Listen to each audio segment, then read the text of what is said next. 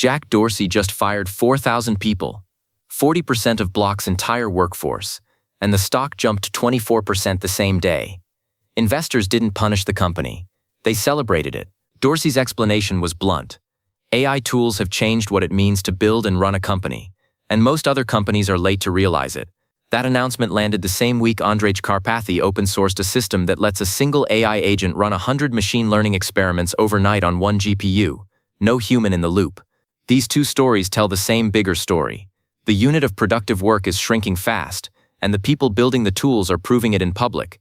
On February 26th, Block, the fintech company behind Square, Cash App, and the music streaming service Tidal, announced it was cutting roughly 4,000 employees. That took the company from just over 10,000 workers down to under 6,000. The announcement came directly from founder and CEO Jack Dorsey, who posted about the layoffs on X and published a separate letter to shareholders.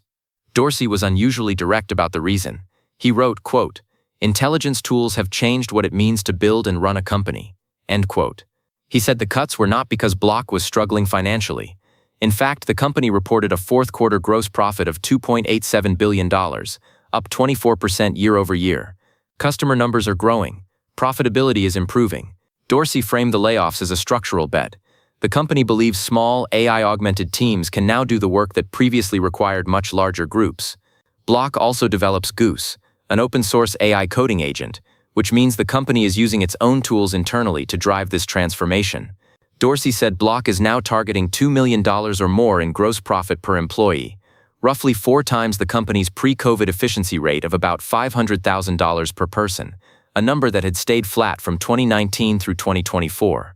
Severance terms for the 4,000 affected employees include at least 20 weeks of pay, equity vesting through the end of May, 6 months of healthcare coverage, and an additional $5,000 in cash along with their corporate devices. The market response was immediate. Block shares surged as much as 24% on the day of the announcement, making it one of the sharpest single-day gains tied to an AI restructuring in S&P 500 history. Plenty of companies have talked about AI efficiency. Block is the first major public company to actually restructure around it at this scale and tie the layoffs explicitly to AI tooling, not a revenue downturn, not a failed product line, not a merger. That distinction matters. The market's 24% reward is a signal to every other CEO and board of directors watching. If Wall Street treats aggressive AI-driven headcount reduction as a positive catalyst, the incentive structure for other companies just shifted. Dorsey himself predicted that within the next year, the majority of companies will reach the same conclusion and make similar structural changes. Now there are skeptics. Some analysts have pointed out that Block tripled its headcount from about 3,900 to 12,500 between 2019 and 2022 during the pandemic hiring surge, and that these cuts partly unwind that excess. Others have flagged the risk of what's being called AI washing, using AI as a convenient narrative to justify cuts that would have happened anyway for financial or organizational reasons. Economist Anton Koronek told Fortune that this may be the beginning of a trend where white-collar jobs become more seriously threatened by AI, and that once a few companies start, competitive pressure will force others to follow. Whether Block's AI explanation is fully sincere or partly convenient, the market reaction is real, and that reaction will shape how the next 50 companies frame their own restructurings. The thing to watch is execution. Block just made a public bet that 6,000 people with AI tools can outperform 10,000 people without them. If their revenue growth and product velocity hold up over the next 2 to 3 quarters, Dorsey's prediction about other companies following will start to look prophetic. If output stalls or quality drops, this becomes a cautionary tale. Either way, expect at least a handful of other public companies to cite AI efficiency in their next restructuring announcements. The playbook has been written. So Block is betting that AI agents can multiply the output of every remaining employee.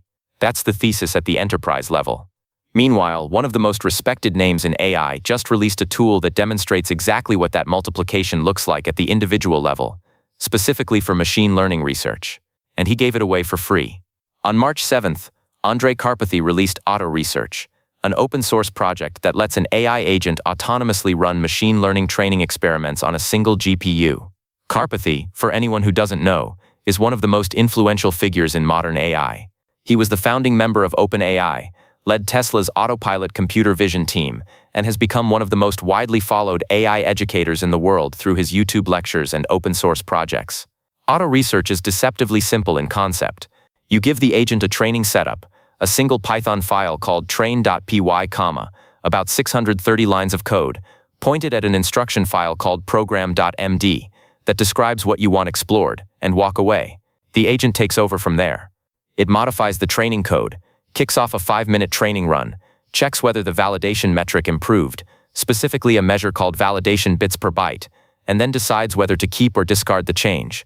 Then it repeats, over and over. Because each experiment is capped at exactly 5 minutes of wall clock time, you get roughly 12 experiments per hour. Run it overnight, and you wake up to approximately 100 completed experiments, each one logged and comparable to the others. The agent handles everything: architecture changes, batch size tweaks, model modifications. The human role, as Karpathy describes it, is programming the research organization, writing the program.md file that sets direction, rather than running individual experiments. The entire system is self-contained. No distributed training, no complex configuration files, no external dependencies beyond PyTorch. You need one NVIDIA GPU. That's it. The project hit GitHub on March 7th, and has already accumulated nearly 3,000 stars. It landed on Hacker News, and has been climbing steadily. Running ML experiments has traditionally been one of the most time-consuming parts of machine learning research. You design an experiment, write the code, run it, wait for results, analyze them, decide what to try next, and repeat. A researcher might run a handful of meaningful experiments in a day. Autoresearch compresses that cycle to 5 minutes per iteration and removes the human from the loop entirely between iterations. This is what some people are calling vibe coding applied to research. You describe what you want explored in plain language, set it running, go to sleep, and wake up to a full log of 100 experiments with clear metrics showing what worked and what didn't.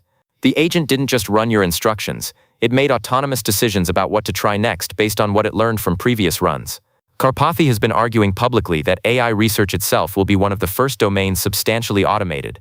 Much of the grunt work, running ablations, trying architecture variations, tuning hyperparameters, is systematic enough that current models handle it competently.